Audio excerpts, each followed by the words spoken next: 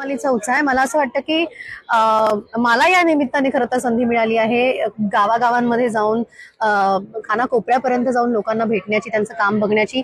आतापर्यंत मला असं वाटत होतं हा विकास काम होतंय म्हणतायत, पण ते खरंच होतंय का?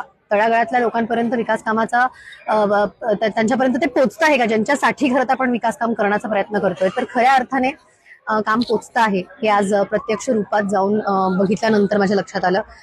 इतक्या लांब नंदुरबारच्या खेड्यांमध्ये मी कधीच आलेले नाहीये, आज पहिल्यांदाच आले. इथली संस्कृती पाहिली, आजही आदिवासी पाडे आहेत, आदिवासी संस्कृती जपलेली आहे, आदिवासी खेळ पाहिले, नाच गाणी, पेहराव, वेशभूषा, खाद्य संस्कृती, या सगळ्या गोष्टींमधनं आजही आदिवासी परंपरा नंदुरबार मधल्या वेगवेगळ्या गावांमध्ये लोकांनी जपलेली आहे. त्याशिवाय प्रगतीसाठी, विकासासाठी असलेल्या सगळ्या पावलांवरती ते उभे आहेत.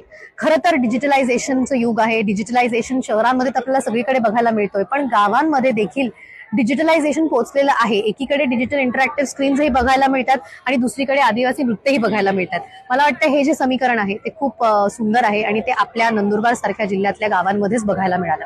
हे अशा प्रकारचे जे अभियान शासनाकडनं जे चालू, लोक येऊन त्याला सपोर्ट पण करतात, अशा प्रकारचा जे विचार म्हणजे ते याच्या पुढे पण कंटिन्यू राहिले पाहिजे.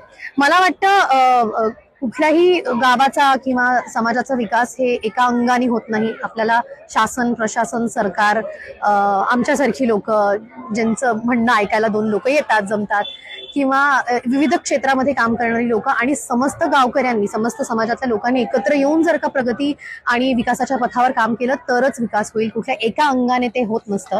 सगळ्यांनी एकत्र येऊन ते करावं. आणि मला ते गेल्या 2 दिवसात प्रत्यक्ष जाणवलं आहे की एकत्र येऊन काम करणे, चळवळ जी असते, लोक चळवळ आणि लोकसहभाग, हे केवळ आता ग्रामीण भागामध्ये, गावांमध्ये आपल्याला बघायला मिळते.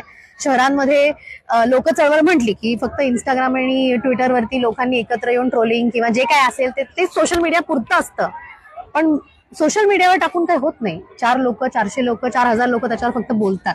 बोलून काय होत नाही. प्रत्यक्ष ग्राउंड लेवलवर उतरून काम करावं लागतं आणि ते जे काम करावं लागतं ते ग्रामीण भागामध्येच होतं आहे. आणि हे मला वाटतं प्रत्येक गावाची सगळ्यात मोठी ताकद आहे.